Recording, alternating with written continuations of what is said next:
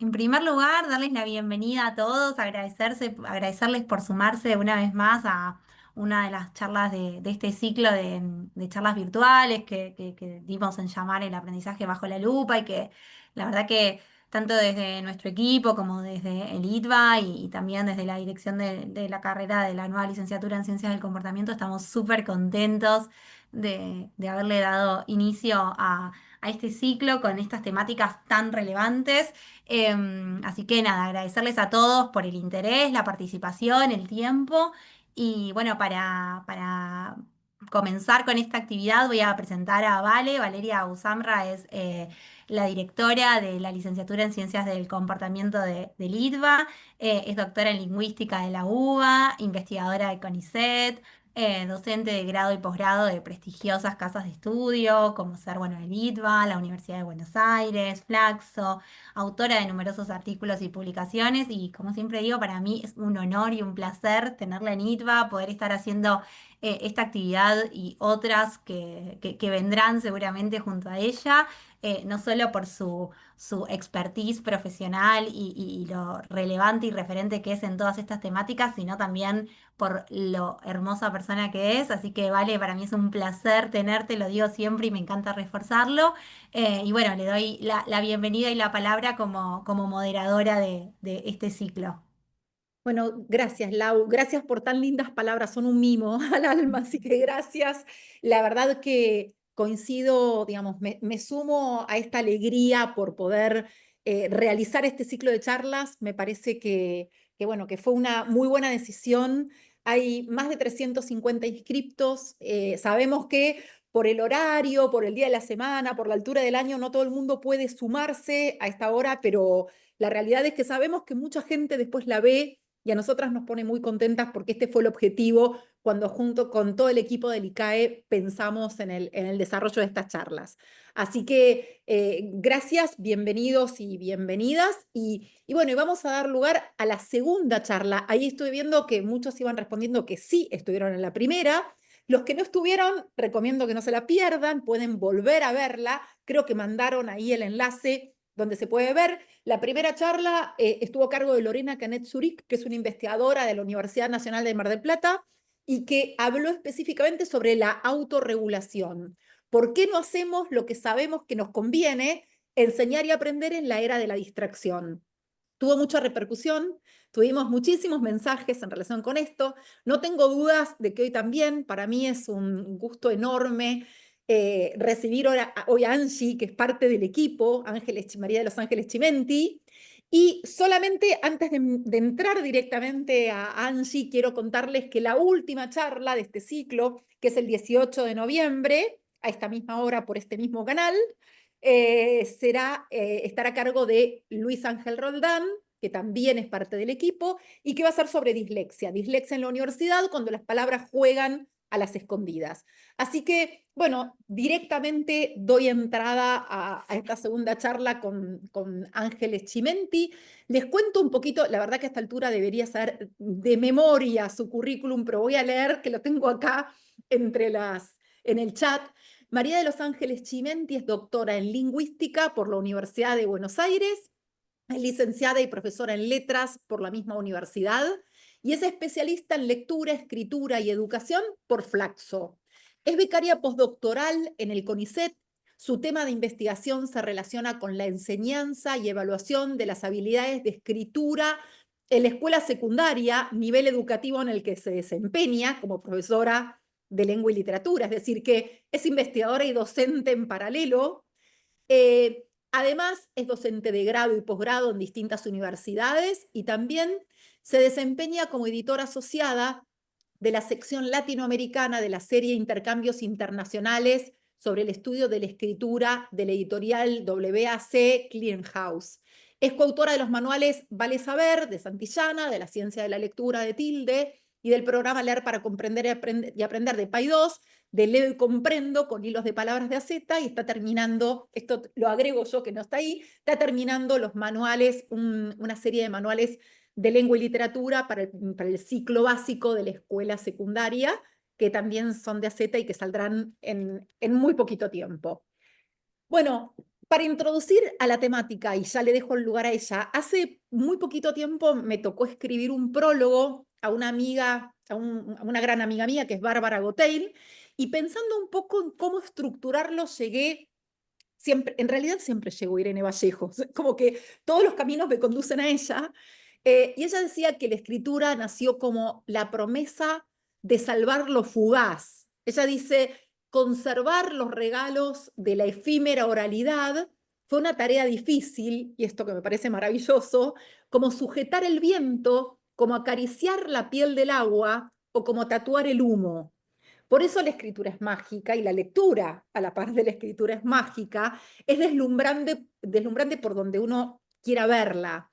Este legado maravilloso de los sumerios es uno de los inventos más revolucionarios, una de las tecnologías más revolucionarias de la humanidad.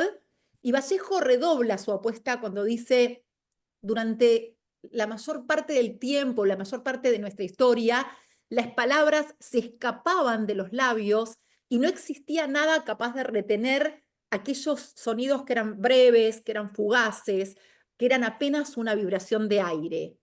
Leer y escribir, por eso, nos permitieron sublevarnos a lo circunstancial, preservar los conocimientos en el tiempo. Y ahora la pregunta del millón es, ¿qué pasa con el acecho de las tecnologías?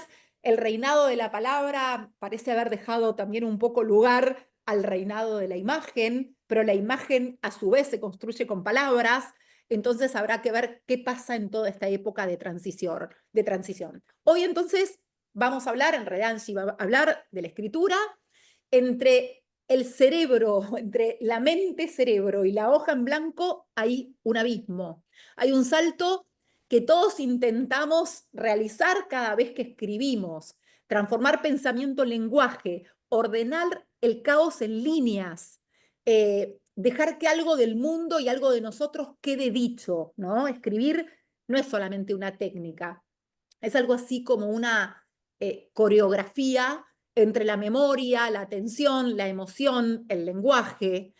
La escritura se aprende y se aprende durante toda la vida. Es una habilidad lingüístico-cultural, al igual que la lectura. Y cada texto es un pequeño ensayo en ese sentido de humanidad. Es una manera de construir conocimiento, de demostrarlo, de compartirlo. Por eso no hay estudiante que no necesite escribir, ni docente tampoco, que de algún modo no sea un profesor de escritura. Hoy Angie nos va a invitar a mirar esa distancia entre la idea y el papel, entre el mensaje que estoy estructurando y cómo lo paso, cómo lo textualizo, cómo lo paso a la hoja.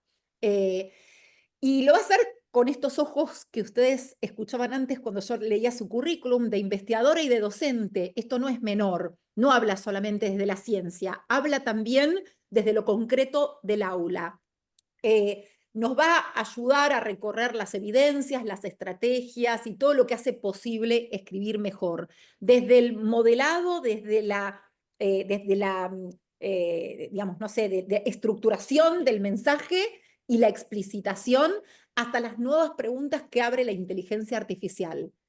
Y quizás descubrimos con esto que el futuro de la escritura, a pesar de las máquinas, a pesar de las tecnologías y de la inteligencia artificial, en realidad sigue siendo profundamente humano, porque nos enfrenta, diría yo, a la necesidad de poner en palabras lo que todavía no entendemos del todo y además de todo lo que es maravilloso de hacerlo juntos. Así que Angie, es todo tuyo el espacio.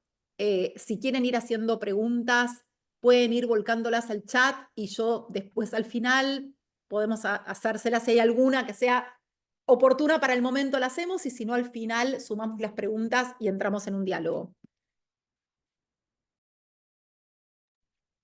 Ahí se ve Bueno, bien, sí, ¿eh? ahí se ve bien, buenísimo. Bueno, primero que nada, buenas tardes para todos y para todas. Muchas gracias, Vale, por la presentación. Gracias también por la convocatoria y en especial a las chicas, ¿sí? del ICAE por toda su enorme tarea de gestión y de organización que posibilitan que hoy estemos participando en este segundo encuentro de este ciclo tan lindo en torno al aprendizaje. Bueno, como les anticipó Vale, el tema que hoy nos convoca es precisamente la escritura. Y para eso, la charla estructurada en torno a esta idea, a este abismo, como señalaba Vale, que va de la idea a la página, ¿sí? La charla está estructurada en torno a 3 preguntas que de alguna manera se pueden responder desde la investigación, desde evidencia, digamos, aportada por investigaciones científicas, pero también desde la propia práctica docente, ¿sí? Entonces, lo que pensé fue básicamente 3 preguntas, ¿sí? Como 3 ejes a través de los cuales vamos a ir recorriendo algunas cuestiones y algunos conceptos que me parecen centrales cuando hablamos de escritura. En primer lugar, la primera pregunta es, ¿qué sabemos, ¿sí?, sobre la escritura? En segundo lugar, vamos a referirnos también a qué sabemos sobre la enseñanza de esta habilidad tan compleja.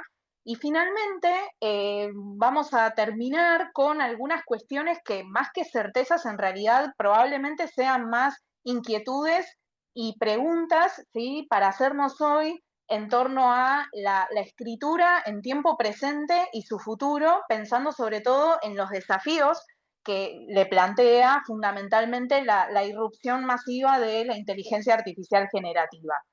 ¿Qué sabemos entonces sobre la escritura? ¿Sí? En principio, yo cada vez que doy una charla relacionada con esta temática, ahí no sé si se está pasando, ahí sí, bien, ahí va.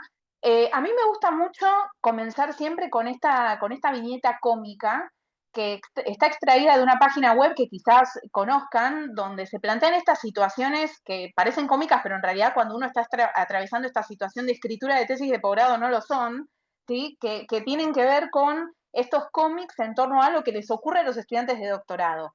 Fíjense lo que le pasa a la estudiante que está sentada frente al monitor de su computadora, que en principio está pensando simplemente y dice algo así como, bueno, escribir no debería ser tan difícil porque todo lo que tengo para decir o todo lo que quiero decir está en mi cabeza, solamente tengo que transferirlo desde mi cerebro a esta computadora, ¿no? Y ahí mide la distancia en centímetros que separa una cosa de la otra. Y finalmente termina agarrándose la cabeza y produciendo una definición, ¿sí?, en tono jocoso, pero que es verdaderamente cierta, que plantea que la escritura es la distancia corta más imposible en la historia de la humanidad. De hecho, piensen ustedes qué fácil, pero al mismo tiempo qué terrible sería si en nuestras cabezas tuviésemos algo así como un puerto USB del cual extraer con algún dispositivo ideas, pensamientos, representaciones conceptuales que a su vez se pudieran insertar en otro dispositivo para ser convertidos en representaciones lingüísticas que a su vez se podrían convertir en representaciones gráficas en algún tipo de soporte, en una hoja de papel, en una pantalla de computadora o lo que fuere, ¿sí? Porque escribir básicamente consiste en hacer la traducción de diferentes tipos de representaciones. Dudo que estemos cerca de esto, aunque nunca se sabe, ¿sí? Parece un capítulo de Black Mirror lo que estoy describiendo, pero por lo pronto, ¿sí? Si esto fuera así, no estaríamos todos hoy en este Zoom a esta hora de un día martes, preocupados en torno, o ocupándonos, mejor dicho, en torno a esta habilidad. Entonces, algunos puntos de partida, ¿sí?, que son interesantes como para empezar a definir qué entendemos por escritura, hablando en serio. En principio, una cosa fundamental es que, a diferencia del lenguaje oral, que probablemente emergió como tal en la especie humana hace unos 150.000 o 200.000 años, o incluso probablemente más, ¿sí?, porque todavía hay diferentes hipótesis o elucubraciones en juego en torno a las cuales no hay consenso total. Lo cierto es que, a diferencia del lenguaje oral, que en principio es innato, la escritura, muy por el contrario, es una invención cultural y es relativamente reciente, tiene unos 5.000 años de antigüedad. Esto es muy importante, ¿sí?, tenerlo en cuenta, porque en principio lo que plantea es la cuestión de que, a diferencia del lenguaje, que en principio se aprende simplemente interactuando con otros, los chicos desde que son bebés escuchan una o más de una lengua en su entorno, y a partir de esos datos lingüísticos del entorno y de la interacción con otros adultos y con otros niños, van adquiriendo la lengua sin necesidad de sentarlos en un aula y darles una clase de gramática. Sin embargo, con la escritura esto no es así, porque la escritura es una habilidad lingüística cultural, como mencionaba previamente Vale en su presentación. Y esto tiene un corolario importante, que es que tiene que ser objeto de enseñanza explícita y sistemática. Y además es una habilidad tan compleja que de hecho lleva muchísimos años de escolaridad para poder desarrollarse. Además, otro dato interesante es que de las más de 7.000 lenguas que se hablan hoy en nuestro querido planeta Tierra, solamente poco más de 4.000 han desarrollado algún tipo de sistema de escritura, lo cual muestra que, en principio, a diferencia del lenguaje, que forma parte de la dotación biológica de la especie, ¿sí? La escritura no forma parte de la misma. Por supuesto que esto no implica el hecho de haber desarrollado sistemas de escritura que los hablantes de estas diferentes lenguas que los tienen estén completamente alfabetizados. Y en relación con este punto, algo muy importante para señalar es que el acceso pleno a la alfabetización como una problemática, pero también y sobre todo como una, digamos, como un derecho de la ciudadanía, es una cuestión relativamente moderna y reciente, ¿sí? Porque piensen ustedes que a mediados del siglo XX prácticamente la mitad de la población mundial adulta era analfabeta. Por suerte, para el año 2016, de acuerdo con datos de la UNESCO, el analfabetismo había disminuido muchísimo, ¿sí? A un 14% en el mundo y a un 6% en América Latina, lo cual muestra que indudablemente estamos leyendo y escribiendo más que nunca en la historia de la humanidad. Hay digamos, un acceso inédito, ¿sí? Al texto escrito, aunque como les decía previamente, esto no implica necesariamente que todas las personas se desempeñen de la misma manera en estas habilidades que son tan complejas. En principio sabemos, todos los que en algún momento nos han puesto en la situación de producir algún texto complejo, no un texto, digo, como una lista de supermercado o un mail informal, sino un texto realmente complejo, como puede ser un trabajo final de una carrera universitaria o un trabajo final mismo de una asignatura determinada o lo que fuere, o incluso un texto de ficción, una novela de ficción, como en este caso Harry Potter. Todos sabemos que comenzar a escribir es muy complejo, ¿sí? Todos alguna vez experimentamos esa suerte como de pánico o de ansiedad frente a la hoja en blanco. Y fíjense ustedes, de hecho, si ustedes googlean y les gusta leer literatura, más allá de si les gustan o no determinados escritores, los escritores profesionales de ficción, es decir, quienes viven profesionalmente de la escritura, como en este caso la autora de Harry Potter, eh, digamos, en sus papeles, detrás de escena de lo que después van a ser sus obras literarias, lo que vemos es este tipo de textos, como en este caso una planificación previa de los puntos centrales de la trama, de los contenidos y de los capítulos 13 a 24 del libro número 5 de la saga, y esto efectivamente nos muestra que escribir, incluso para quienes se dedican profesionalmente a esta actividad, es algo que es realmente muy complejo.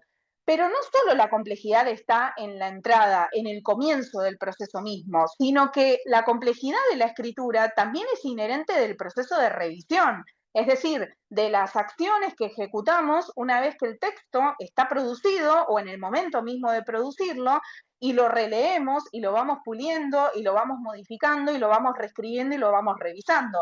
Acá lo que pueden ver simplemente a modo ilustrativo, podríamos plantear muchos más ejemplos, es un fragmento del manuscrito de la novela Crónica de una muerte anunciada del escritor Gabriel García Márquez. Se ha señalado entonces, y hay consenso en la investigación, que la escritura es una actividad cognitivamente compleja e incluso se la ha comparado en términos de los recursos y las demandas cognitivas que conlleva con la actividad de jugar al ajedrez. Y se ha señalado que es cognitivamente más demandante que jugar al ajedrez. De hecho, algunos autores plantean que es una de las actividades cognitivamente más demandantes por la cantidad de subhabilidades, procesos, funciones, componentes que hay que sostener y poner en juego de manera simultánea y al mismo tiempo cuando producimos textos. Muchos, digamos, durante una buena cantidad de años, ¿sí? Se planteaba la escritura o se conceptualizaba la escritura de textos en términos de una secuencia lineal de diferentes actividades que se suceden unas a otras. ¿Sí? Como típicamente, de hecho, se suele plantear en entornos educativos, ¿no? Esta idea de, bueno, primero pienso o planifico qué quiero decir, a veces lo escribo, como en el caso de la autora de Harry Potter, a veces no, luego lo textualizo, es decir, llevo a cabo la redacción propiamente dicha y finalmente, una vez escrito el texto, lo reviso y en todo caso hasta lo puedo pasar en limpio. Sin embargo, esta concepción lineal y tradicional de la escritura es abandonada en la investigación psicolingüística, en la investigación cognitiva, ya a fines de la década del 70 y principios de los 80, cuando se empiezan a postular los primeros modelos teóricos que intentan dar cuenta de una pregunta que es central, que es básicamente, bueno, ¿qué pasa en la mente de una persona mientras está produciendo un texto? ¿Sí? Mientras está llevando a cabo, mientras está ejecutando esta habilidad tan compleja.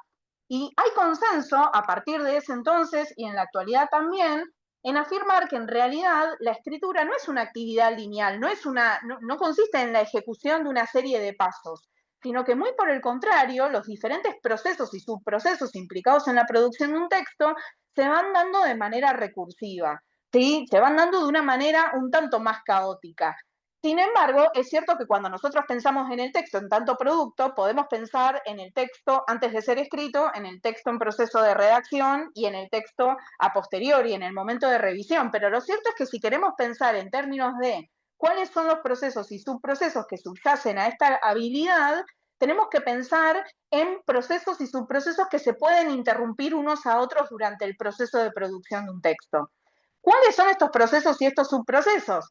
En principio, sabemos que escribir un texto ante todo implica planificarlo, es decir, implica generar una representación conceptual de las ideas principales, ¿sí?, del contenido de ese texto, que a su vez hay que estructurar de acuerdo con las características propias del tipo de texto o del género discursivo que estamos produciendo. Pero además, como parte de la planificación, también hay que ir estableciendo y generando objetivos y subobjetivos que vayan guiando todo el proceso de composición. Además de planificar y de generar esta representación conceptual, como yo les decía previamente, esta representación conceptual hay que traducirla de alguna manera. Y para eso se postulan los procesos de textualización o de redacción, que consisten en, precisamente, traducir de ideas a lenguaje aquello que pensamos. Y en este sentido, tenemos muchísimos subprocesos involucrados, desde construir las estructuras sintácticas hasta seleccionar las palabras con las cuales llenar esas estructuras, e incluso llevar a cabo procesos de codificación ortográfica y procesos grafomotores o procesos motores en general que nos permiten, ¿sí?, convertir ese lenguaje a marcas gráficas en algún tipo de soporte. Y finalmente tenemos los procesos de revisión, que son fundamentales y que involucran, por un lado, leer y releer el texto que se está produciendo en el momento mismo de la producción, pero también a continuación, para poder detectar eventuales errores, inconsistencias o problemas y desencadenar diferentes acciones orientadas a solucionarlos, enmendarlos, corregirlos o lo que fuere. Y todo esto, como les digo, se da de manera recursiva. Mientras estamos redactando, mientras estamos textualizando, podemos observar algún tipo de inconveniente, eso desencadena un proceso de revisión que a su vez vuelve al proceso de redacción, que quizás nos hace revisar los objetivos que nos habíamos planteado, entonces tenemos que reformularlos y ahí se va dando como el ciclo completo nuevamente.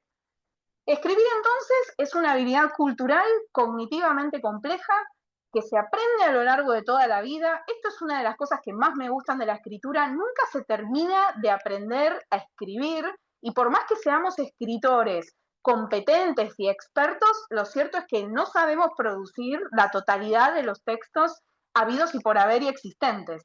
Y sobre todas las cosas tenemos que tener en cuenta, en especial cuando nos desempeñamos en entornos educativos, que, como dijo la genial escritora Eve Uhart, no se nace escritor, se nace bebé, y de hecho hay autores como por ejemplo Kellogg que han postulado que se requieren hasta 20 años, ¿sí?, de práctica de escritura para poder producir textos de forma experta. ¿Qué significa producir textos de forma experta? Significa poder sostener simultáneamente en la memoria de trabajo múltiples representaciones. Es decir, mientras se está planificando, mientras se está textualizando y mientras se está revisando, quienes escriben de manera experta, no necesariamente escritores que viven profesionalmente de la producción textual como los escritores de literatura, sino simplemente, por ejemplo, un académico puede sostener simultáneamente representaciones que se refieren al contenido que planificó como autor, al texto mismo propiamente dicho, y fundamentalmente se puede anticipar a lo que los posibles lectores de ese texto, la posible audiencia,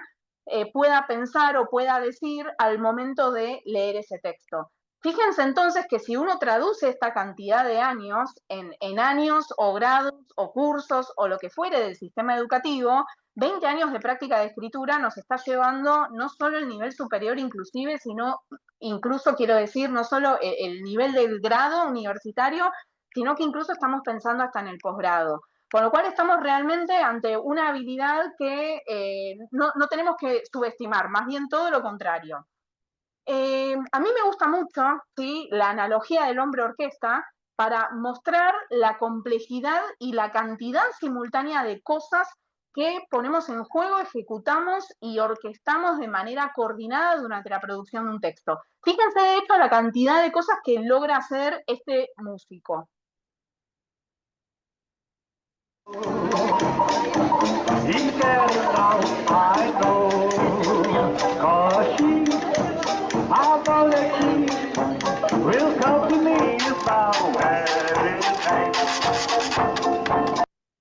Bueno, yo podría seguir mirándolo un rato más, de hecho mis habilidades musicales son nulas, así que prácticamente cualquier cosa que a nivel musical esté más o menos bien hecho, a mí siempre no deja de sorprenderme, pero independientemente de esta cuestión más a título personal, fíjense que este hombre simultáneamente está cantando, tocando instrumentos de viento, con sus pies está como accionando unos pedales que no sé si mueven algún instrumento de cuerda o algunos platillos, instrumentos de percusión, etcétera, etcétera.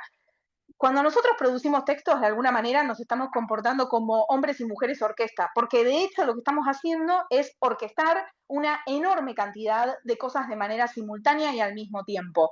Por eso lo que nos pasa a muchos, ¿sí?, sobre todo cuando empezamos a interesarnos por esta temática, cuando vemos la cantidad de cosas que es necesario poner en juego para poder escribir, nos sorprendemos de que en realidad no existan más dificultades que las que muchas veces aparecen cuando, sobre todo los chicos más chicos, ¿sí?, niños y niñas en la escuela primaria, comienzan a alfabetizarse y comienzan a aprender estas habilidades. De hecho, hay un investigador, Peter Elbow, que en la década de los 70, de manera provocativa, dijo que es teóricamente imposible aprender a escribir cuando empezamos a deslindar los diferentes componentes y subcomponentes involucrados. Por suerte, y contrariamente a lo que decía Elbow, lo cierto es que tanto la investigación como la práctica docente nos muestran que efectivamente sí es posible aprender a escribir, aunque dominar la enorme cantidad de subtareas, procesos y demás que están involucrados en esta actividad requiere de muchísimas horas de dedicación y de esfuerzo a lo largo de toda la escolaridad. Entonces, para pasar en limpio, escribir supone múltiples aspectos, desde aspectos motores implicados en la coordinación de programas musculares que son muy complejos y que nos permiten ejecutar los movimientos necesarios para accionar las teclas de un teclado o escribir en un teclado táctil en una pantalla o incluso de manera manuscrita. Tenemos también los procesos de selección léxica, es decir, todo lo que tiene que ver con el conocimiento de vocabulario que hay que activar a la hora de seleccionar o no determinadas palabras para el texto, pero también tenemos que poner en juego aspectos morfosintácticos que tienen que ver, por ejemplo, si estoy escribiendo en español, con hacer concordar el sujeto de la oración con el verbo en persona y número o los sustantivos y los adjetivos en género y número. Y también cuando estamos en el nivel textual, se ponen en juego cuestiones discursivas, ¿sí? Escribir un texto no es escribir una serie de oraciones desconectadas unas de otras, sino que muy por el contrario, hay que poner en juego mecanismos de cohesión que permitan ir vinculando de manera cohesiva, valga la redundancia, diferentes ideas a lo largo del producto textual.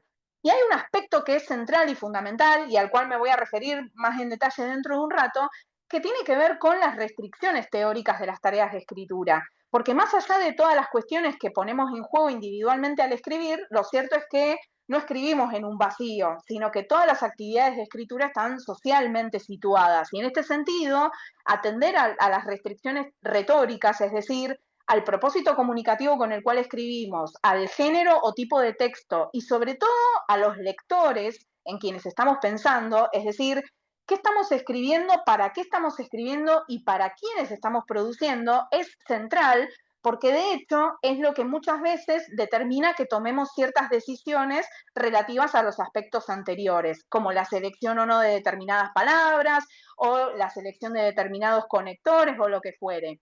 Por supuesto que escribir pone en juego procesos cognitivos, como les mostraba previamente, Y un aspecto que no podemos dejar de considerar es que la escritura es esencialmente una tecnología humana, ¿sí? Cuando ahí en la pantalla dice que escribir pone en juego aspectos tecnológicos, no nos referimos solamente al soporte o al medio de composición de un texto, sino que estamos pensando en que la escritura es ante todo un sistema de marcas gráficas para representar la lengua, ¿sí? Es una tecnología humana de tipo semiótico y eso es fundamental porque como decía Vale, que dice Irene Vallejo, la escritura permite fijar lo efímero de la oralidad.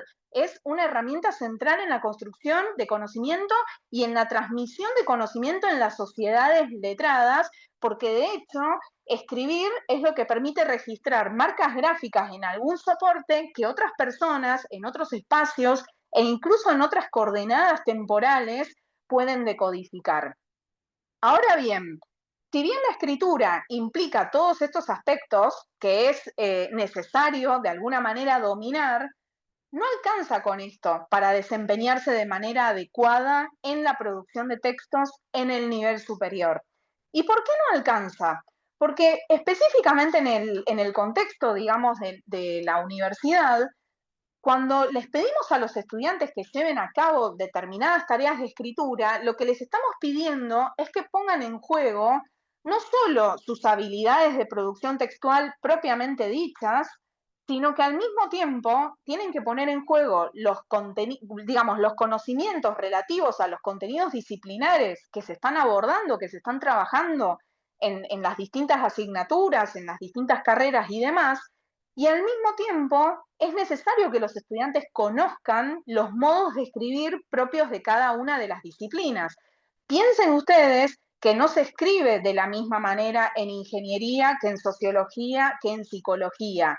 Y de alguna manera, tal como afirma Charles Beiserman, que es un autor muy influyente en lo que tiene que ver con los estudios de la escritura, las disciplinas de alguna manera configuran una suerte como si fueran anteojos o lentes que constituyen formas de ver el mundo, ¿sí? Pero además de eso, traen de alguna manera aparejados determinados modos de hablar, modos de leer y modos de escribir que son específicos y que son propios de cada una de las disciplinas.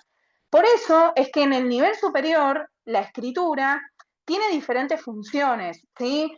Algunas de las cuales no están en esta diapositiva, pero las que me parecían centrales para poner sobre la mesa hoy son, por un lado, la función habilitante de la escritura, que tiene que ver con el uso de la escritura como estrategia o como herramienta al servicio de la acreditación de conocimientos. Piensen ustedes que los exámenes escritos, los trabajos finales o todo lo que involucre escribir algún tipo de texto es un mecanismo de acreditación de que los estudiantes han comprendido y han aprendido determinados contenidos disciplinares y curriculares.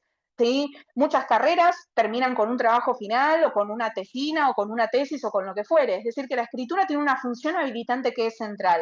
El punto está muchas veces en el contexto, digamos, del aula específicamente, en no quedarnos solamente con esa función habilitante de la escritura, sino en tener en cuenta las funciones epistémica y retórica, que tiene que ver precisamente con poner en juego estos contenidos disciplinares y estos modos de escribir propios del ámbito académico, pero también propios de cada disciplina, ¿sí?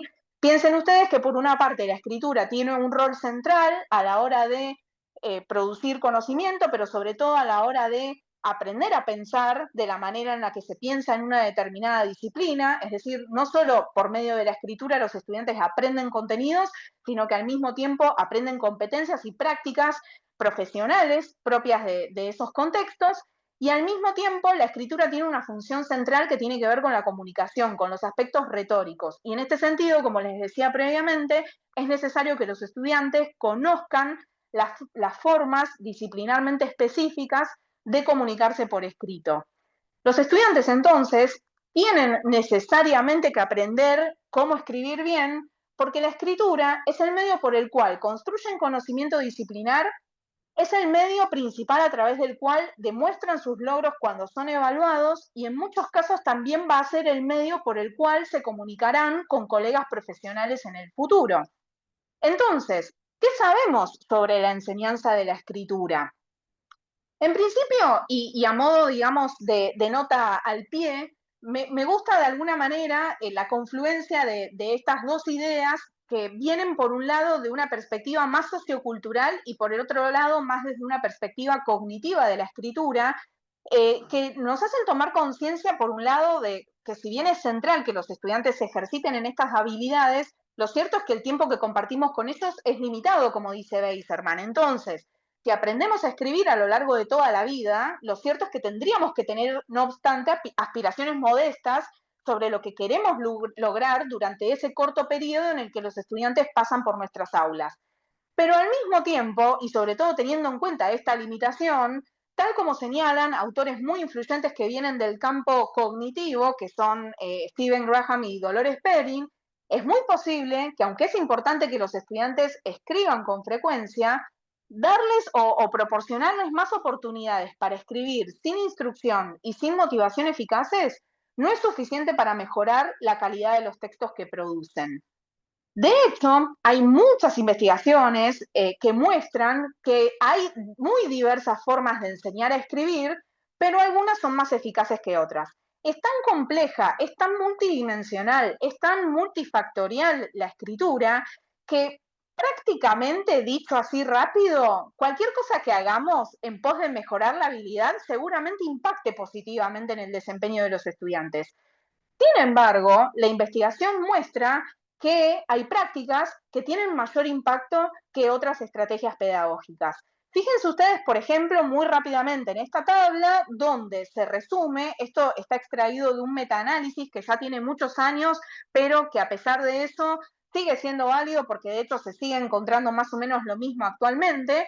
Fíjense que en la primera columna están listadas una serie de intervenciones, ¿sí? o acciones pedagógicas para enseñar a escribir. En la segunda columna tienen el total de estudios empíricos o investigaciones donde se pusieron a prueba esas intervenciones. Y en la tercera columna tienen unos numeritos, ¿sí? Todos inferiores a 1, que lo que miden es el tamaño del efecto, es decir, qué tanto impacto tiene una determinada práctica o estrategia de enseñanza de la escritura. Y fíjense que no todas son iguales. De hecho, hay algunas prácticas de enseñanza que están por arriba de 0.7. Lo que se suele considerar en este tipo de investigaciones es que un tamaño del efecto superior a 0.8 tiene un tamaño del efecto gigante, valga la redundancia, tiene muchísimo impacto en el desempeño de los estudiantes. Y esas prácticas, que en este caso esto está probado con estudiantes de educación primaria y de educación secundaria, consisten básicamente en enseñar explícitamente estrategias de producción textual, enseñar explícitamente a resumir textos, y fíjense que con un poco de menor tamaño del efecto, el trabajo colaborativo entre pares y el establecer objetivos de producto en las consignas que les proporcionamos a los estudiantes para que escriban, también son buenas prácticas de enseñanza. Y la práctica que tiene mayor tamaño del efecto, ¿sí? Que yo recién decía todas son inferiores a 0, sí, en realidad todas menos 1, es la que ahí está anotada con esta sigla en inglés, SRSD, que es un enfoque de desarrollo de estrategias de autorregulación que tiene una larga tradición, pero fundamentalmente en países del norte, ¿sí? Población fundamentalmente anglófona, y es lo que mejor resulta a la hora de enseñar a producir textos con chicos de escuela primaria y chicos de escuela secundaria, que consiste básicamente en enseñar y modelar, ¿sí? Estrategias de planificación, estrategias de revisión textual, en secuencias que son muy ordenadas y muy estructuradas, donde sesión a sesión se va avanzando de algo más guiado, más andamiado, hacia algo progresivamente más autónomo. Entonces, a partir de este tipo de investigaciones, ¿sí? Es que el año pasado, en un paper publicado por Graham y colaboradores, se plantean, por ejemplo, 11 recomendaciones, ¿sí? Para docentes basadas en evidencia para que implementen en sus aulas con sus estudiantes. Sabemos que son todas prácticas que están respaldadas por un cuerpo importante de investigaciones, ¿sí? Basadas en evidencia empírica. Entonces, por ejemplo, escribir, simplemente, brindar andamiaje, enseñar las características de los géneros y de los tipos de textos, enseñar habilidades de pensamiento crítico, utilizar herramientas del siglo XXI, es decir, utilizar tecnología para escribir, escribir a través del currículum en todas las asignaturas, más allá de, por ejemplo, en el contexto escolar, típicamente lengua y literatura. Todo esto, ¿sí?, impacta positivamente en el desempeño en escritura de los estudiantes. ¿Qué pasa específicamente en el nivel superior? Un poco como adelantaba y spoileaba previamente Vale, lo cierto es que todos los docentes de nivel superior somos profesores de escritura. Y esto es algo que a veces uno puede decir informalmente cae de maduro, pero no necesariamente siempre es así. Y lo cierto es que hay que explicitarlo. Todos, de alguna manera, tenemos esta responsabilidad compartida, más allá de cuál sea la disciplina de formación específica de cada uno y el área en la que nos desempeñemos. Y la pregunta entonces es, ¿qué acciones como docentes de nivel superior podemos implementar para promover en los estudiantes habilidades de producción textual a fin de que nuestros estudiantes no solo aprendan a escribir los textos que necesitamos que aprendan, sino sobre todo que escriban para poder construir conocimiento, aprender contenidos disciplinares y que de alguna manera la escritura tenga ese rol epistémico tan importante que tiene para el aprendizaje y para el pensamiento? Yo lo que les traje acá no pretende ser un listado exhaustivo porque de hecho hay más estrategias. Les traje siete estrategias o 7 acciones que están respaldadas por investigaciones que sabemos que funcionan y que además yo misma he experimentado como docente con estudiantes tanto de nivel universitario como de nivel secundario. Las voy a pasar medio rápidamente porque sé que el tiempo me apremia, así que, digamos, las estrategias están todas ilustradas como ejemplos, como en este caso, pero si ven que voy muy rápido y les queda alguna pregunta, obviamente podemos retomarlo, si les parece bien, al final de la presentación en la sección de las preguntas. Primera acción que podemos llevar a cabo es proponer consignas que involucren un contexto comunicativo. Es decir, proponer instrucciones que contemplen estos aspectos retóricos a los cuales yo me refería previamente. Es decir, que indiquen explícitamente cuál es el propósito comunicativo de la tarea que les proponemos a los estudiantes, por más que sea una tarea desarrollada en un entorno educativo donde el lector final va a ser el docente a cargo del curso, es muy útil plantear este tipo de situaciones comunicativas imaginarias en las que invitamos a los estudiantes, por ejemplo, como en este caso, a imaginarse que están trabajando para una empresa en el contexto de marketing, que están diseñando una campaña publicitaria para redes sociales, para un nuevo modelo del producto y qué sé yo, y les planteamos diferentes situaciones con diferentes parámetros retóricos, ¿no? Entonces, hay 4 situaciones, en cada una el propósito o el objetivo comunicativo es distinto, el tipo de texto también varía, y lo que varía fundamentalmente es el destinatario, ¿sí? El destinatario imaginario de esta tarea de escritura. ¿Cuál es la idea en este tipo de consignas? La idea, por ejemplo, en este caso era que los estudiantes tenían que venir a la clase con el paper que así está citado, leído previamente, y la idea era abordar el contenido del paper, pero a través de una tarea de escritura. Por supuesto que un paper se puede abordar de muy diversas maneras y con muchísimas estrategias didácticas diferentes. Pero lo interesante en este caso es que si les pedimos a los estudiantes que elijan una o más de una situación comunicativa y produzcan un texto considerando los hallazgos de este estudio, que si mal no recuerdo era un estudio experimental, lo que los estudiantes van a detectar es algo que la consigna les anticipa, que es que el grado de relevancia de la información que seleccionen o que descarten del paper, ¿sí?, puede variar perfectamente en función de cuáles sean los parámetros retóricos seleccionados. Esto de alguna manera los pone a los estudiantes en el rol de escritores expertos que escriben justamente pensando, sosteniendo simultáneamente estas múltiples representaciones y sobre todo pensando y anticipándose en qué va a decir un futuro lector del texto que están produciendo. Otra acción bien interesante para trabajar con estudiantes en el nivel superior, pero también en el nivel secundario, de hecho estas capturas de pantalla corresponden a actividades que yo implementé con un curso de segundo año de educación secundaria, es enseñar explícitamente a analizar el problema retórico implicado en la consigna de escritura. Es decir, si les planteamos a los estudiantes consignas que tengan un contexto comunicativo específico, es importante, ¿sí?, que los estudiantes comprendan no solo qué tienen que hacer, sino fundamentalmente que puedan analizar en la consigna misma, ¿sí?, quién es el destinatario del texto, qué tipo de texto se está pidiendo que produzcan, cuál es el tema, en qué rol de autores se tienen que colocar a ellos mismos a la hora de producir esto y cuál es el objetivo comunicativo específico. En este caso, por ejemplo, para trabajar con estudiantes de 14 años, lo que resultó bien, que además es una estrategia basada en evidencia, es el uso de este acrónimo DATO, que era muy fácil que los chicos recordaran para que cada vez que tuvieran que resolver una consigna de escritura de este tipo, pudiesen hacer el análisis de digamos, de los aspectos retóricos implicados en la actividad. Otra posible estrategia, un poco más sencilla tal vez que la anterior, es esta que implementamos acá con el nombre 4P, que es la estrategia de hacerse 4 preguntas a partir de la consigna de escritura. ¿Sobre qué tema escribimos? ¿Para quién escribimos? ¿Para qué? ¿Sí? Ahí está el objetivo comunicativo. ¿Y qué texto escribimos? Otra estrategia que yo les decía previamente es de las que cuentan con mayor tamaño del efecto en ese metaanálisis que les mostraba, tiene que ver con enseñar explícitamente y modelar, es decir, no solo decir qué hay que hacer, sino también mostrar cómo hacerlo, estrategias de producción de textos.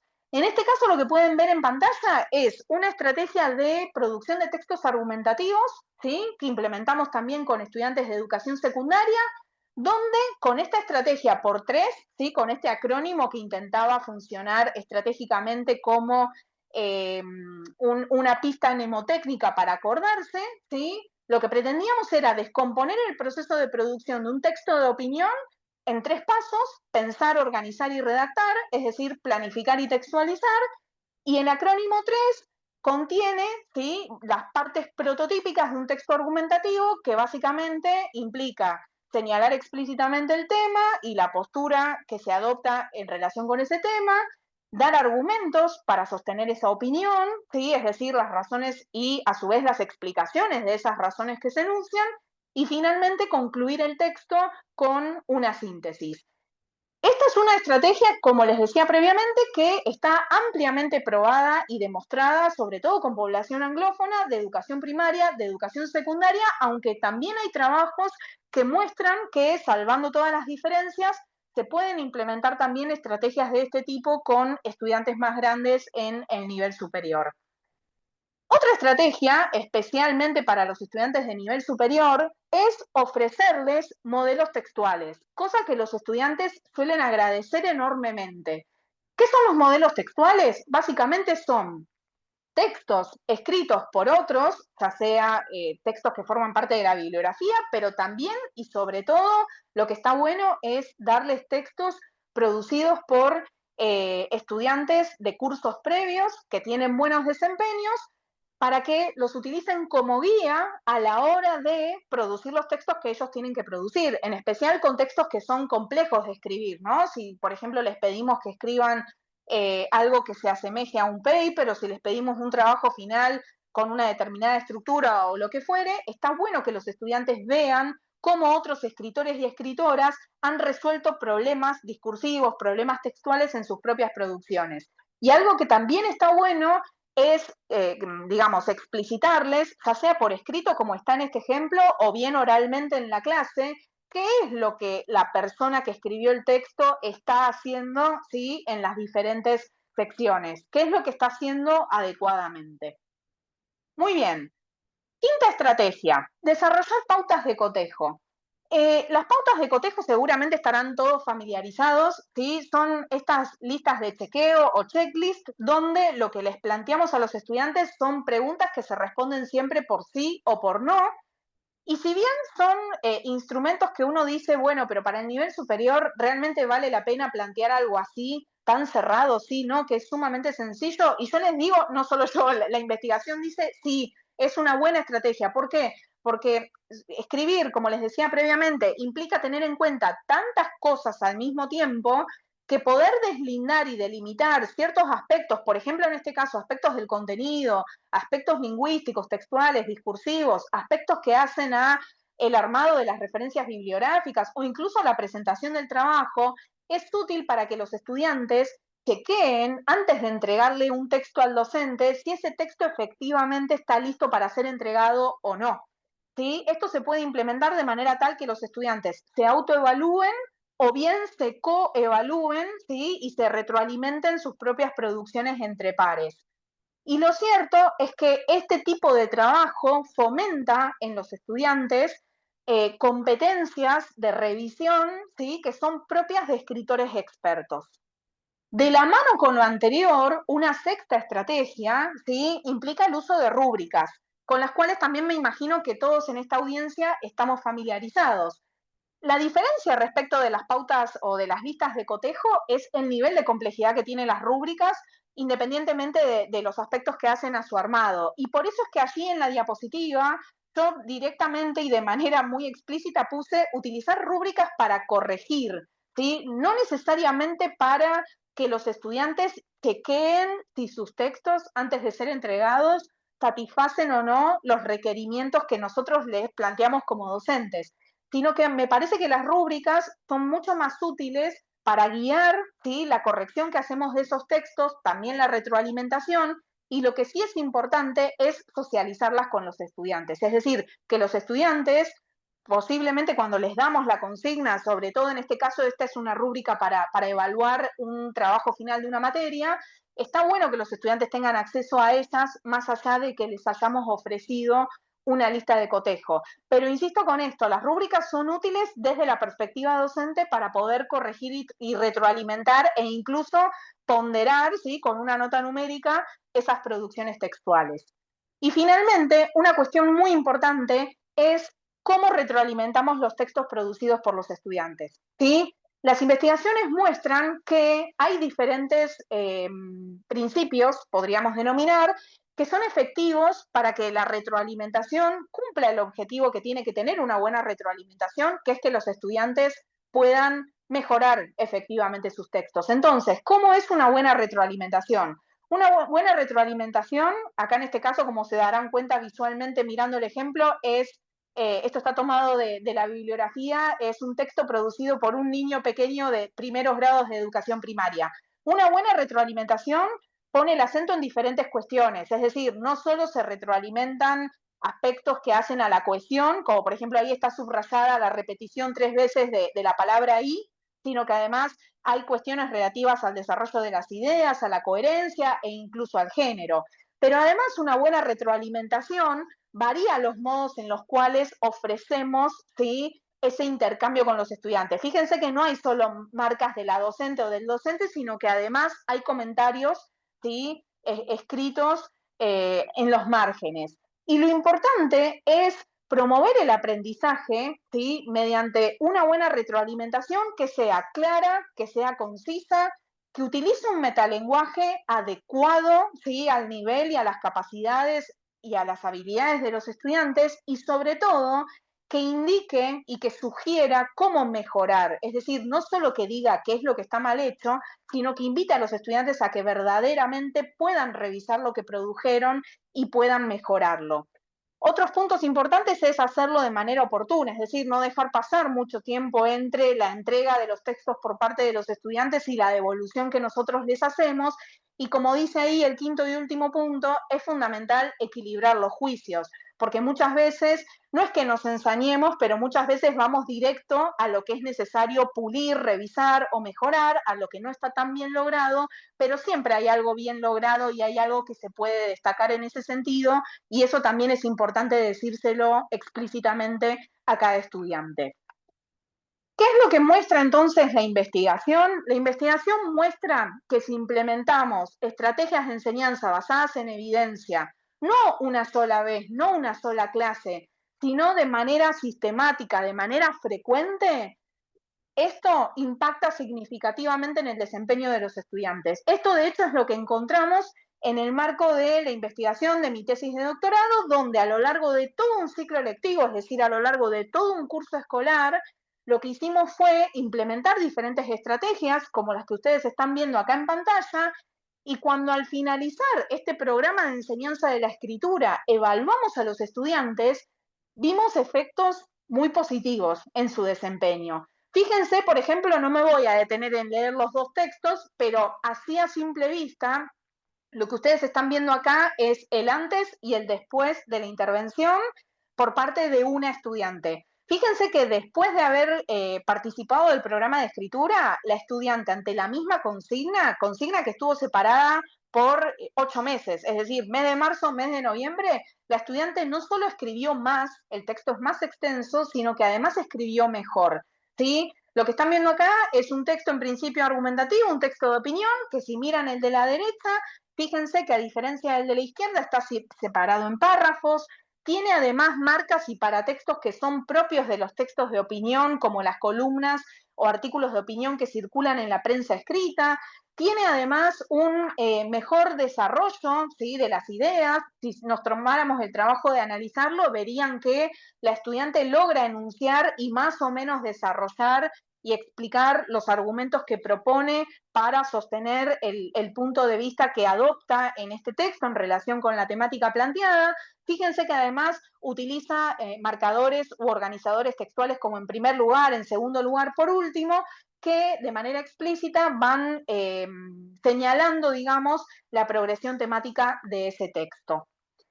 Bien, para terminar entonces, que veo que estoy muy justa de tiempo, así que lo hago súper rápido.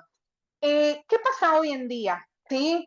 Yo diría que hoy en día el futuro llegó hace rato y hoy en día la escritura, como les anticipaba previamente, está sumamente de alguna manera desafiada por estas herramientas de inteligencia artificial generativa que básicamente el principal peligro que suponen es de alguna manera, no diría eliminar, pero sí poner en jaque y poner en tela de juicio una de las cosas que nos hace humanos, como es el pensamiento. Hay un estudio que probablemente lo habrán visto o les habrá llegado de alguna manera porque se viralizó hace unos meses, que fue implementado por investigadores del MIT, aunque tengo entendido que todavía es un estudio que está en proceso de revisión por pares, no está publicado el paper definitivo, está el preprint disponible para leer por ahí por internet, pero este estudio básicamente lo que planteó y lo que encontró es lo siguiente. Cuando a un grupo de estudiantes universitarios, entre los cuales había estudiantes de posgrado, los separaron los investigadores en 3 grupos. A unos les pidieron que escribieran un ensayo ayudados por su propio pensamiento, de la manera tradicional. A otros les pidieron que escribieran el mismo ensayo con la asistencia de un buscador. Y al tercer grupo los pusieron a escribir el ensayo con la ayuda de inteligencia artificial generativa y además les midieron la actividad cerebral. ¿Qué fue lo que encontraron? Y esto no nos sorprende a ningún docente, pero hay que probarlo empíricamente. Lo que encontraron es que los estudiantes que escribieron con asistencia de la inteligencia artificial tenían o evidenciaron un 55% menos de actividad cerebral en las áreas que están involucradas específicamente en el lenguaje y en la creatividad.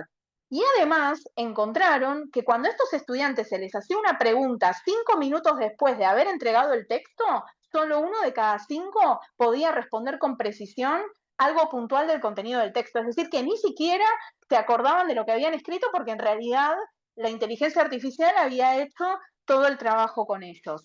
Entonces, ¿qué hacemos con esto? ¿Sí? Porque en principio yo creo que la solución no está necesariamente en prohibir la inteligencia artificial, sino que en todo caso la pregunta es cómo y cuándo utilizar inteligencia artificial de manera tal que no reemplace el desarrollo de habilidades cognitivas, lingüísticas y de pensamiento que son básicas y que queremos que los estudiantes desarrollen.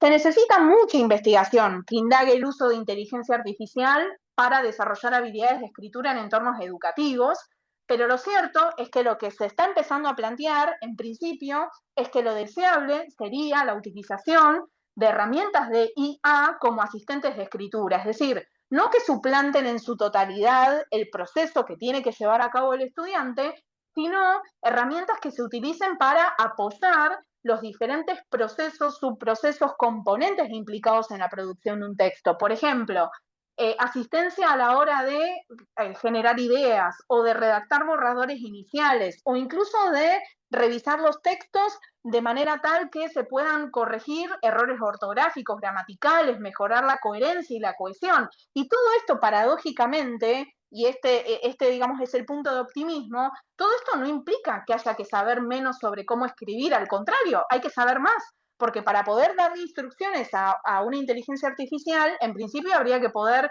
manejar, por ejemplo, este metalenguaje a la hora de pedirle qué quiero que me mejore o me revise, por ejemplo, de un texto que estoy produciendo. De todos modos, hay que ser cautos, ¿sí? Tal como sugieren los autores de un ensayo publicado hace unas semanas en Revista Anfibia, titulado Promptear no es pensar, que les recomiendo leer, que alertan justamente en torno a, digamos, los enormes desafíos que plantea el uso de la IA a la hora de reemplazar procesos de aprendizaje y procesos de pensamiento que llevan muchísimo tiempo desarrollar y que de alguna manera son objetivos centrales de la educación universitaria. Voy a saltearme esto para finalmente concluir con algunas de las ideas centrales. ¿Sí? Vimos hoy que la escritura es una habilidad cultural que se aprende a lo largo de la vida, que además es una de las actividades cognitivamente más demandantes que llevamos a cabo los seres humanos. Aprender a escribir requiere instrucción explícita en todas las áreas y en todas las disciplinas, por eso es una responsabilidad compartida por todos los docentes, y al mismo tiempo enseñar a escribir puede potenciar el aprendizaje disciplinar si implementamos acciones específicas. Y finalmente, y por último, pensando en el futuro, o mejor dicho, en el presente de la escritura, hoy en día sigue siendo crucial aprender a escribir en la era de la inteligencia artificial, porque, como decíamos previamente, escribir no solo implica acreditar conocimientos o aprendizajes o comprensión de determinados contenidos, sino que de alguna manera escribir es una forma de pensar, es una forma de aprender y también es una forma de comunicar. Bueno, les agradezco mucho por la atención, espero no haberme pasado mucho de tiempo y quedo atenta a sus preguntas. Bueno, gracias, Angie, muchas gracias. Te pasaste un poquito, pero te perdonamos. Estás perdonada igual, porque además todo esto suscitó mucha atención e intercambio, que está bueno que ahora podamos, te pueda plantear esas preguntas, esos comentarios que se fueron haciendo. Yo creo que es una cuestión, un fenómeno, el de las tecnologías atravesando la alfabetización, atravesando la lectura, la escritura, la comprensión, que nos debemos y que está bueno hacer porque, como bien decía Gabriela, yo ahora en un momento te voy a leer un poco los comentarios, no podemos evitar, esto es una realidad y la realidad es que tenemos que ver qué vamos a hacer con esto, pero no podemos abstraernos de lo que está pasando y de la coyuntura actual, así que me parece que está muy bueno y que están muy buenos todo lo que fuiste planteando, las temáticas alrededor de esto que fuiste planteando. Yo tengo algunas preguntas, pero como yo ya, digamos, puedo hablar con vos mañana, las voy a dejar para después y te voy a hacer las que hicieron, las que fueron haciendo. Y lo primero que aparece es Mariela Soto, te pregunta, dice, ¿estás diciendo que armar una idea y comunicarla por escrito es más complicado que hacerlo oralmente? Personalmente me resulta más fácil la palabra escrita que la oralidad.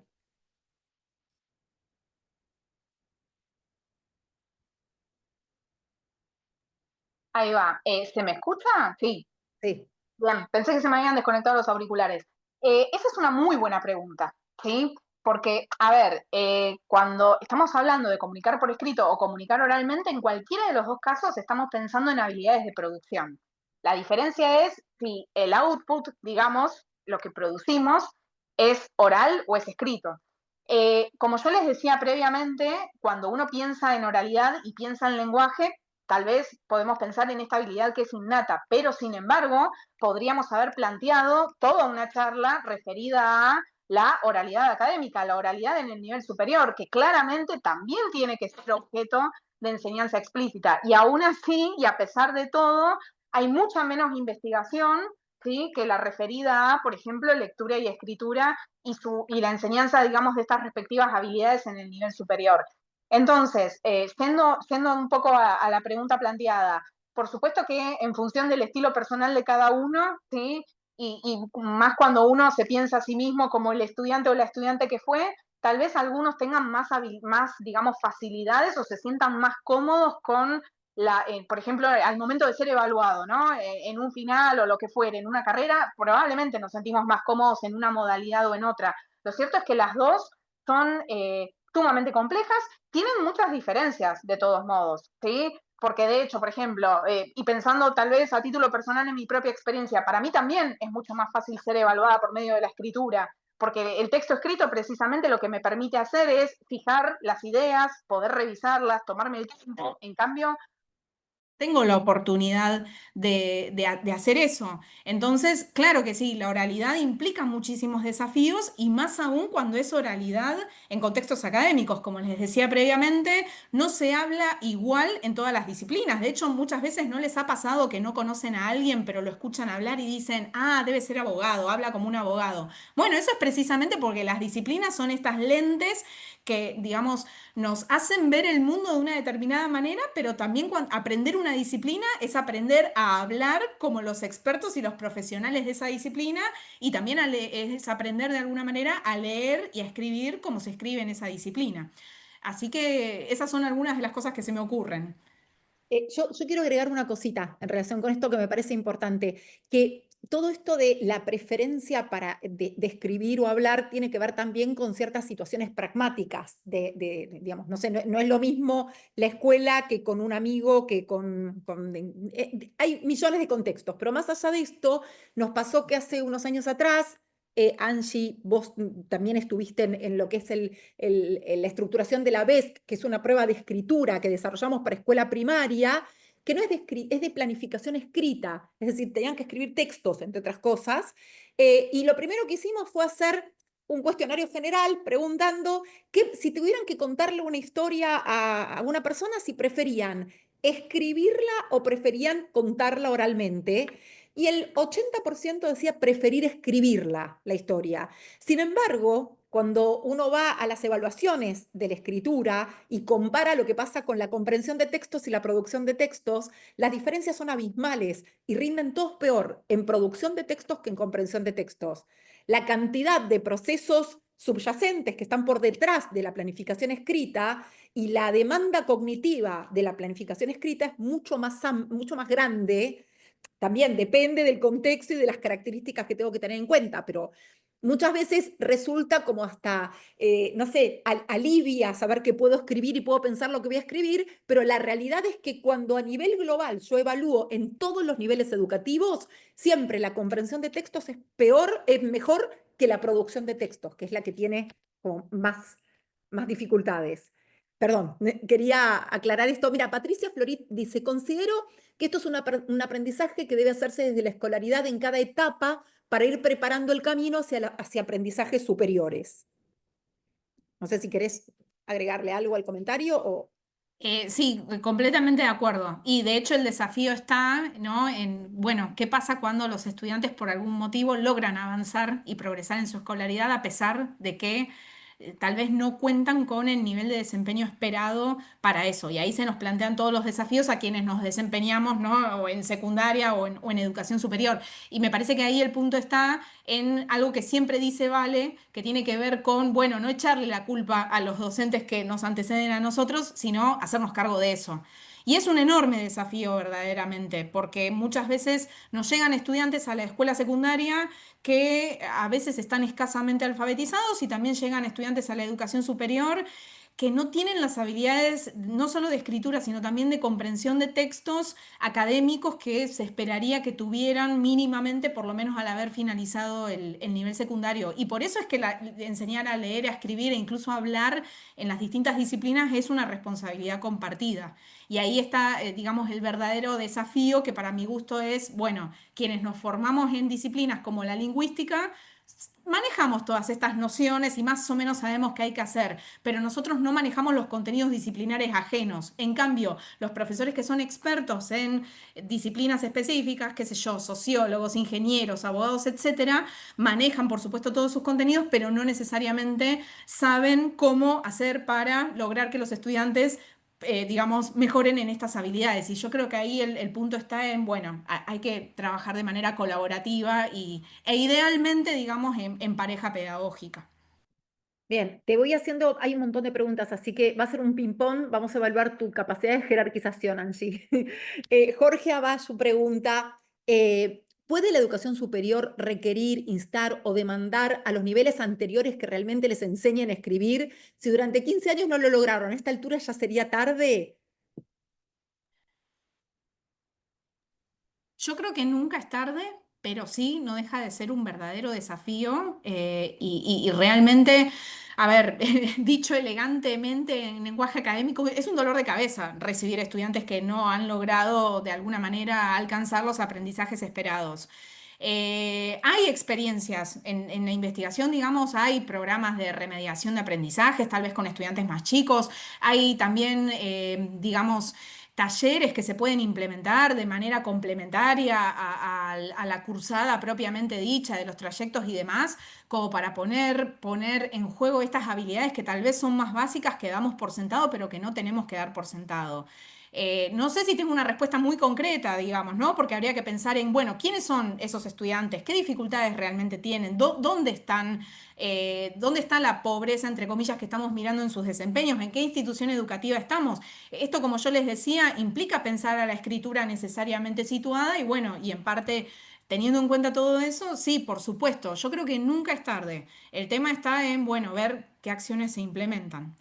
Sí, me parece bueno, Angie, agregar esto, reforzar esto que estás diciendo, que en tanto habilidad cultural, habilidad con la que no se nace, que se enseña, se ejercita a lo largo de la vida, son habilidades que pueden desarrollarse igual que la lectura. Uno puede aprender a leer a los 50 años, pero sí también rescatar esta importancia. De hecho, acabamos de terminar de hacer un trabajo, un informe sobre progresiones de aprendizaje con Ángeles y un grupo de investigación con el que trabajamos, en el que tomamos progresiones para la escuela primaria y lo que uno ve es cuán importante es que cada uno aprenda lo que tiene que aprender y en la etapa en que lo tiene que aprender, porque al final se termina generando, si no, una suerte de efecto Mateo, que es el que menos tiene, va a tener menos todavía y el que más tiene va a poder ir progresando también. Entonces es muy importante también el respeto de estas progresiones y el que puedan aprender más allá de que uno puede reforzarlo en la universidad, puedan aprender a escribir y a leer en el momento en que corresponde. Daniela Haddad te pregunta, la habilidad de poder redactar un buen prompt eficiente para su objetivo en una IA está ayudando al alumnado a tomar conciencia, no te pregunta, te comenta, está ayudando al alumnado a tomar conciencia del problema retórico. Sí, completamente de acuerdo. Porque de hecho ahí lo que tiene de bueno la IA es como digamos, la respuesta inmediata, ¿no? Lo que tiene de bueno y de malo, porque a veces también alucina, bueno, y todo lo que ya sabemos nosotros. Pero efectivamente, ¿no? Como que en ese intercambio con la herramienta, uno mismo va refinando sus prompts y sus instrucciones porque uno ve lo que le devuelve ChatGPT, por ejemplo, y uno dice, no, el prompt es malísimo, no estoy logrando lo que pretendo. Así que sí, de hecho, puede ser, digamos, un buen ejercicio, ¿no? Como para trabajar estas habilidades y que de hecho los estudiantes las vean literalmente. Perdón, me voy muteando. Acá, Gabriela Bordoy dice, todo cambia con IA, por más que los estudios apoyen que deben pensar, tenemos que trabajar con la realidad, que es lo que planteamos antes. A veces es difícil que entiendan cómo los perjudica. Buen apoyo de ICAE en el tema en otras capacitaciones. Bueno, comentario, así que pasó Me otra. quedo con las ganas entonces de hacer yo una capacitación con ICAE. Ahí vamos. Mariela Soto también te pregunta, ¿cómo los motivamos a escribir cuando todo el tiempo se nos dice que los alumnos ya no leen la bibliografía, se asume como válido que no lean, se nos sugiere hacer shorts, videos para que no tengan que leer? Los ayudantes más jóvenes hasta nos sugirieron reemplazar el trabajo final escrito grupal por un video. Lo probamos y no anduvo, pero eso denota la valoración que hacen de la capacidad de comunicarse por escrito. Bueno, es una muy buena pregunta. Yo creo que ahí una de las cosas que realmente, a ver, y no estoy, digamos, diciendo ninguna verdad iluminada ni nada por el estilo, pero algo que realmente funciona es que los estudiantes escriban en el momento mismo de la clase, lo cual es un desafío porque uno dice, bueno, pero esto está restando tiempo didáctico para hacer otro tipo de actividades y quizás nos está dejando afuera el abordaje de determinadas cuestiones o temáticas o textos del programa. No es una pérdida de tiempo, precisamente por el hecho de que, como les demostraba previamente, la escritura no solo tiene una función habilitante, también tiene una función epistémica y una función retórica. Entonces, el hecho de que escriban, por ejemplo, en la clase, o no necesariamente en la clase, pero el hecho de proponerles una tarea de escritura compleja, de tal manera que vayan entregando los borradores intermedios, ¿sí? Por ejemplo, con Vale dictamos una asignatura, ¿sí? Hasta el año pasado, donde luego del primer parcial toda la segunda mitad de la cursada, en la parte, digamos, de las clases prácticas, las clases consistían en que los estudiantes en pequeños grupos tenían que producir un proyecto de investigación original y propio. Con el tema de ChatGPT, con el otro ayudante nos agarrábamos la cabeza y decíamos, bueno, nosotros les veíamos las pantallas y que de hecho tenían abierto ChatGPT y decíamos, nos van a entregar textos que nosotros nos vamos a dar cuenta leyendo la segunda línea que los produjo la IA. Y curiosamente no era así, pero porque precisamente había una serie de instancias intermedias de escritura, tanto en la clase como fuera de la clase, donde nosotros como docentes retroalimentábamos esos textos, ¿sí? Con esos principios clave que les compartí. Y los estudiantes, de hecho, y ahí es donde uno valora positivamente el error, porque dice, este error no lo comete la IA, este error lo comete el humano cuando se olvida una coma que debería estar ahí, que claramente la IA no se equivoca en eso, y tuvimos muy buenos resultados. Pero bueno, yo creo que de alguna manera eso tiene que ver con también plantear de qué manera uno como docente promueve el trabajo de los contenidos y de los temas y de la bibliografía propia de la materia. Y ya les digo, una buena manera es trabajar la escritura de manera sucesiva, de tal manera que uno cuando pide un trabajo final no vea el producto final la primera vez. Es decir, que haya sido trabajado y retroalimentado previamente por los docentes en instancias sucesivas de revisión y realmente ahí los productos finales uno se da cuenta de la diferencia cuando vio la primera versión, la segunda y la entrega final y ahí uno ve el crecimiento de los estudiantes en su comprensión de los contenidos, en sus habilidades de producción. Creo que es una buena posibilidad, aunque no obstante es cierto que una buena IA hoy en día resuelve el hecho de que por ahí con un muy buen resumen, el estudiante, como decían los autores de este ensayo de revista Anfibia, tal vez leyendo el 30% de la bibliografía obligatoria de la materia y usando una inteligencia artificial como Notebook LM para producir un buen resumen, aprueba un parcial. Y la verdad es que estamos complicados y para eso tal vez no tengo una respuesta, pero bueno, son algunas ideas. Bien, te voy a hacer un comentario, pregunta que hace Evelyn Hugo y que era parte de alguna cosa que yo te quería preguntar. Dice, excelente síntesis de aspectos teóricos y evidencia, muchas gracias. Hablaste en varias ocasiones de las relaciones entre lectura y escritura y su potenciación. Y acá me siento culpable porque te hice sacar yo eso. ¿No?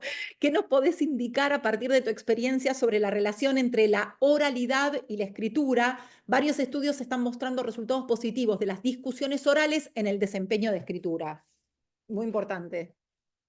Sí, eso está muy bueno y yo de hecho lo pasé muy rápido, pero en esa, digamos, en ese programa de enseñanza de la escritura que les cuento que implementé como parte de la investigación para la tesis de doctorado a lo largo de todo un ciclo lectivo con estudiantes de educación secundaria, una de las estrategias consistía precisamente en plantear debates orales. Y hay mucha investigación que muestra que precisamente esta cuestión de plantear, digamos, debates o discusiones orales de manera sistemática, por ejemplo, a la hora de producir textos argumentativos escritos, tiene un impacto positivo. Es decir, se trabaja fuertemente a lo largo de varios encuentros o de varias sesiones desde la oralidad, en el intercambio de puntos de vista en torno a un tema polémico, un dilema moral, ético, lo que fuere que el docente propone. Y trabajándolo, como les digo, de manera asidua, frecuente, sistemática, esto después los estudios empíricos muestran que hay efectos positivos en la escritura de, por ejemplo, síntesis argumentativas, es decir, ese tipo de textos donde los estudiantes lo que tienen que hacer es básicamente resumir qué dice tal autor, el autor A y el autor B, que tienen diferentes posturas en torno a un tema. Y eso es muy interesante porque lo que nos muestra es que precisamente no necesariamente hay que estar escribiendo y produciendo textos todo el tiempo para mejorar estas habilidades, sino que también desde la oralidad misma es algo que se puede abordar. De hecho, digamos, yo creo que fue uno de los componentes centrales, aunque en realidad no era el eje central de esta propuesta de enseñanza, que como ustedes vieron en la diapositiva, articulaba múltiples estrategias, pero era una manera muy importante de que los estudiantes vieran a través de la oralidad lo que muchas veces les cuesta ver por escrito cuando leen y comprenden un texto argumentativo, que es atribuir correctamente qué persona opina de determinada manera o quién dice qué. Entonces, creo que justamente, como bien decías por ahí en tu comentario, todas estas habilidades, lectura, escritura, oralidad, se potencian mutuamente y eso es algo que tenemos que explotar como docentes.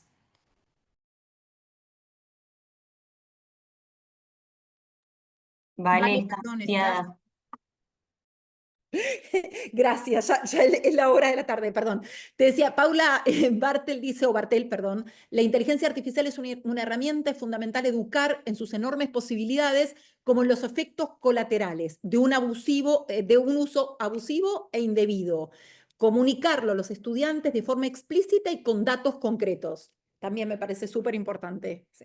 Completamente. Y de hecho, sí, y esto simplemente es anecdótico, es práctica docente, no es investigación, no hice un estudio empírico. Este año, con estudiantes del último año de escuela secundaria, utilizamos ChatGPT, que a todo esto fue muy gracioso. Vamos a la sala de informática de la escuela para utilizar ChatGPT y los estudiantes estaban contentísimos porque decían, pero lo vamos a usar en serio. Sí, claramente la consigna es, tienen que llevar adelante una serie de acciones en ChatGPT.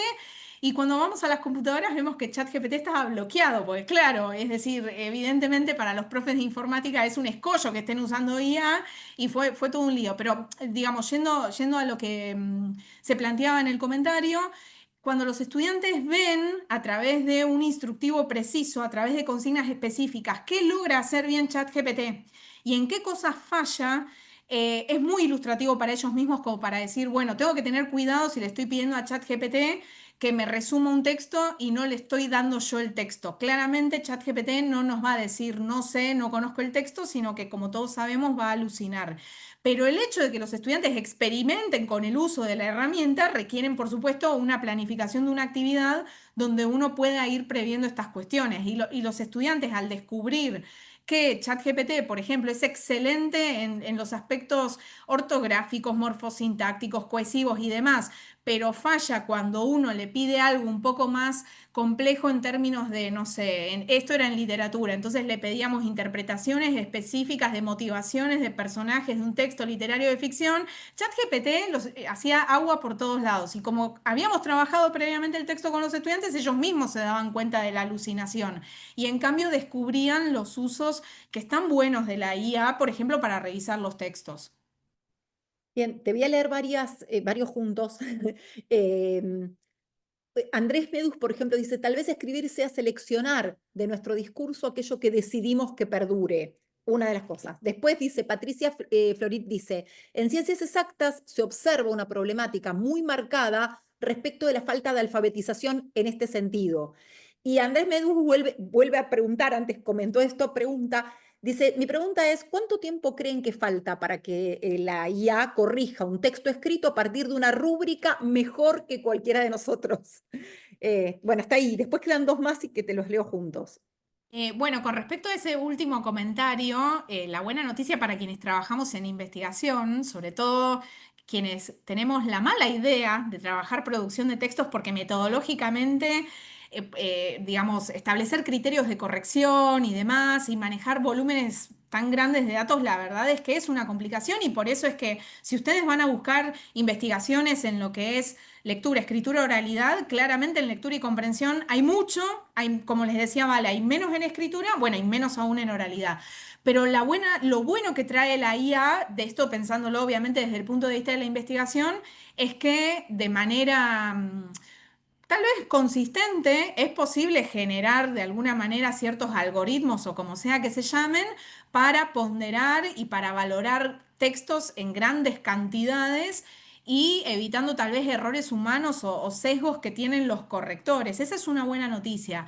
¿Cuánto tiempo falta para que una IA corrija mejor que nosotros? No lo sé, probablemente muy poco, porque esa es la otra dificultad que tenemos con estas herramientas. Las lanzaron al mercado, es decir, las usamos todos, pero esto es un gran experimento gigante que se está haciendo con la humanidad en el sentido de que además se van actualizando constantemente y probablemente si alguien está viendo esta presentación dentro de un mes o 2 meses, cuando se suba a YouTube, tal vez hay cosas que estamos diciendo ahora que que van a quedar desactualizadas, porque también avanza como a pasos agigantados. Ese me parece que es un desafío importante. Los otros dos comentarios me los olvidé.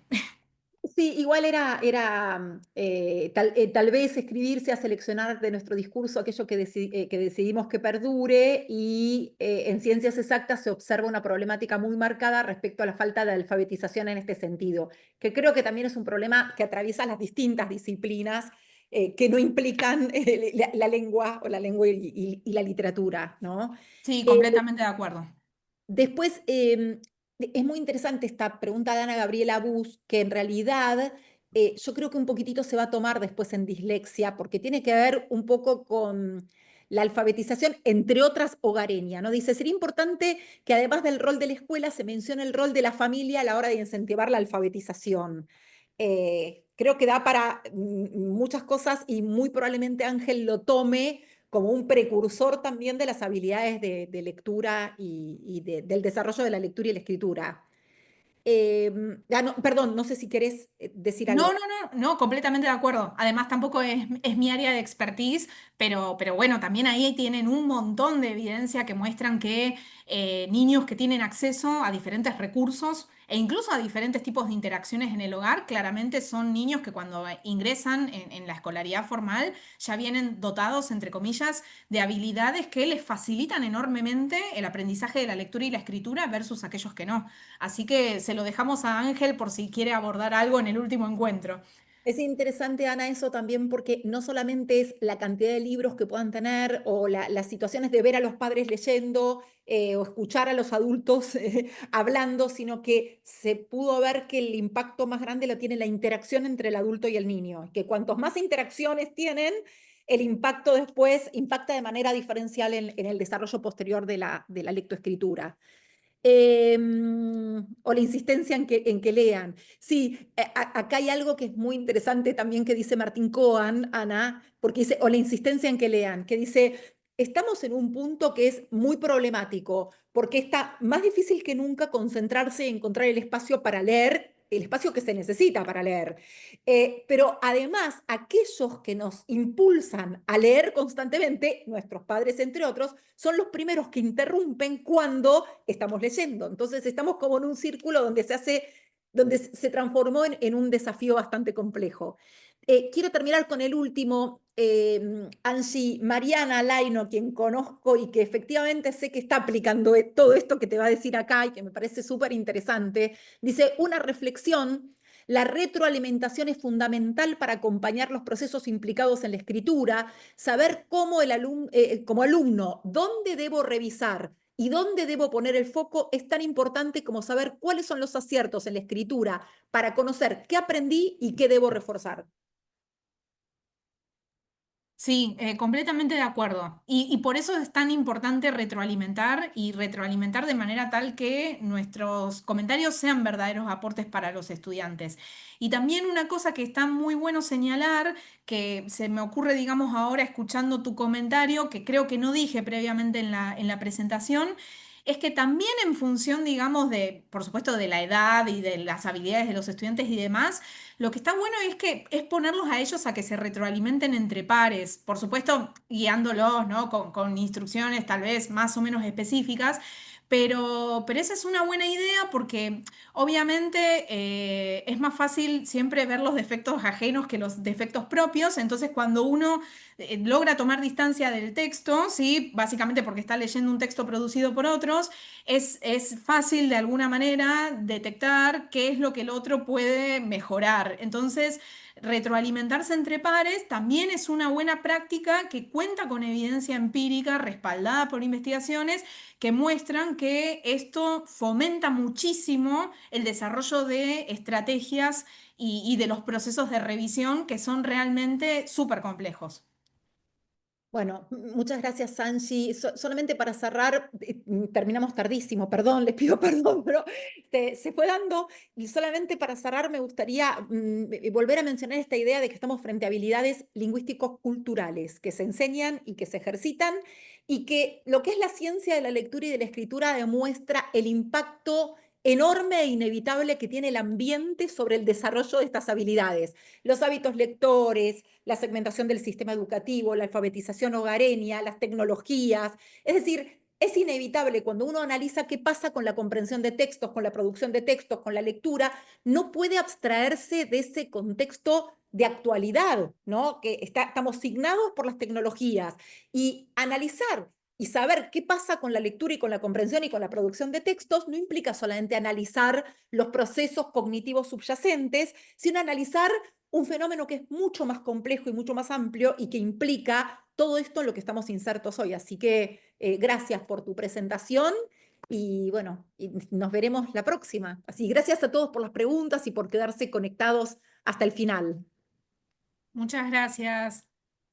Un único, agrego una cosa muy breve para todos. Lo puso Nay en el chat una parte. La charla esta y la anterior y la que viene van a quedar grabadas en nuestro canal de YouTube. Ahí en el chat tienen el enlace para quienes quieran volver a ver alguna cuestión o quieran compartirla. Y también adelantarles que cuando terminemos el ciclo de charlas, junto con Vale y cada uno de los oradores y el equipo de ICAE, vamos a estar armando un cuadernillo que va a sintetizar muchas de las cosas que se están trabajando y que estamos comentando en estos encuentros, y se los vamos a compartir a todos. Así que para que se queden tranquilos que un montón de todas de las cosas que se están abordando y de lo que vamos recuperando de las intervenciones, lo vamos a ir abordando y se los vamos a armar en un material para que les quede y obviamente puedan compartir en sus instituciones o con colegas que tal vez están interesados en la temática, pero que por alguna cuestión particular no pudieron venir a la charla.